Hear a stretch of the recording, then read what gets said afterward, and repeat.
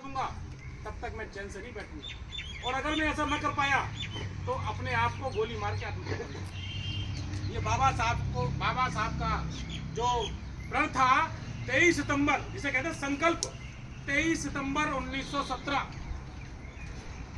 बड़ौदा में, इसे हम संकल्प दिवस के रूप में मनाते हैं। और 24 सितंबर 1932 को एक पैक्ट हुआ था जिसे लोगों ने कहा गांधी अंबेडकर पैक्ट। हम उसे पूना पैक्ट के नाम जानते हैं, जिसमें से हमारे बहुत बड़े अधिकार, खासकर पृथक निर्वाचन जो हमें मिला था 2 वोट का अधिकार, वो उसी पूना पैक्ट में गया। लोग जिसे गांधी अंबेडकर पैक्ट कहते हैं। और 1934 में बाबा साहब ने इस बात को स्पष्ट कर दिया कि अब तक तुमने भले ही पूना पैक्ट को धिक्कार दिवस के रूप में मना लिया हो, लेकिन अब तुम उसको कभी धिक्कार दिवस के रूप में मत मनाना। अब सब लोग सोचेंगे ऐसा क्यों, पूना पैक्ट में हमारे अधिकार गए थे।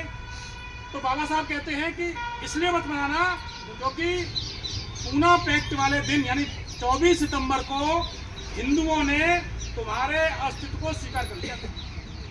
इससे पहले उन्होंने माना ही नहीं कि दलित कोई समाज होता है। 24 सितंबर को उन्होंने मान लिया कि दलित कोई समाज होता है और बाकायदा एक एग्रीमेंट हुआ। और उस एग्रीमेंट पे 2 लोगों के साइन थे स्टार्टिंग में। किसके? एक हिंदू और एक गैर हिंदू। किसके साइन थे ये? बाबा साहब ने कहा ये पैक्ट अंबेडकर और गांधी के बीच नहीं है, ये पैक्ट किसके बीच है? हिंदू और गैर हिंदू। हिंदू कौन? मदन मोहन मालवीय।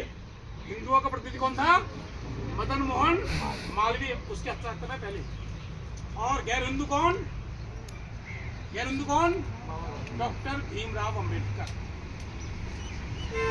अब सोचो, जिस व्यक्ति ने खुद को गैर हिंदू कह दिया हो, उसने पूरे गोलमेज सम्मेलन में तीनों में सिद्ध किया हो कि हम हिंदू नहीं हैं। और आप लोग क्या बने बैठे हो? क्या बने बैठे हो? हिंदू है जी आपको। आपका भगवान, आपका उद्धारक, आपके प्रेरणा स्रोत हिंदू नहीं थे। क्या नहीं थे? मैं करूंगा पूरा, हम सब करेंगे। ये कहते हो ना, कुछ और कहते हो? जय जय जय जय भीम, नहीं करते ना? करते हो ना? करते ही। लेकिन आप हिंदू बने बैठे हो और वो हिंदू नहीं थे। कब तक?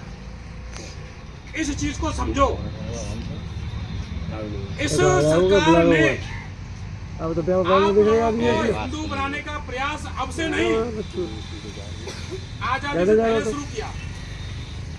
इसी आरएसएस ने आजादी के 3 ध्रुव चाहते, 3 ध्रुव। कितने ध्रुव? पहला था कांग्रेस, जो आजादी की लड़ाई सीधे लड़ रही थी।